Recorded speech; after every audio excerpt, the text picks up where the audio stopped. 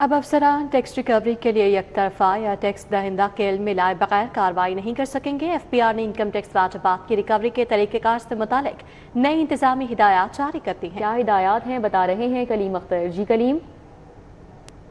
बिल्कुल, अब कोई भी अफसर टैक्स रिकवरी के लिए एकतरफा या टैक्स दहिंदा के इल्म में लाए बगैर किसी भी किस्म की कोई कार्रवाई नहीं कर सकेगा। फेडरल बोर्ड ऑफ रेवेन्यू की जानिब से टैक्स रिकवरी के हवाले से जो एक नया इंतज़ामी हदायत हैं वो बाकायदा तौर पर जारी कर दी गई हैं और तमाम जो टैक्स दफातर के चीफ कमिश्नर्स हैं उन्हें बाकायदा तौर पर खसूसी मरासला भी इरसाल कर दिया गया है और टैक्स रिकवरी के तरीक़ाकार बारे भी उन्हें खसूसी हदायत जारी की हैं।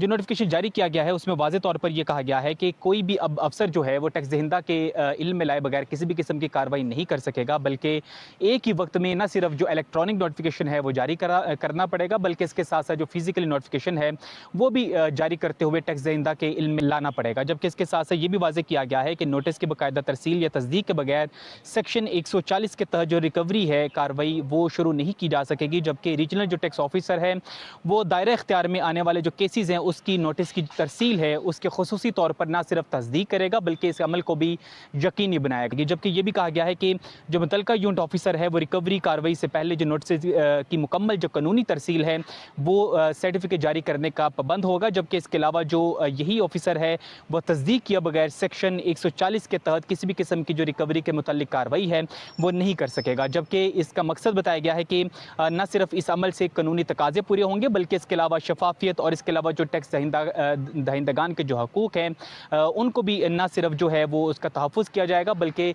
उनके हकूक़ को तहफ़्फ़ुज़ फ़राहम करने के लिए तमाम तर जो मज़ीद इक़दामात हैं वो जाएंगे। इक़दामात भी उठाए जाएंगे। कलीम अख्तर अपडेट कर रहे थे। बहुत शुक्रिया।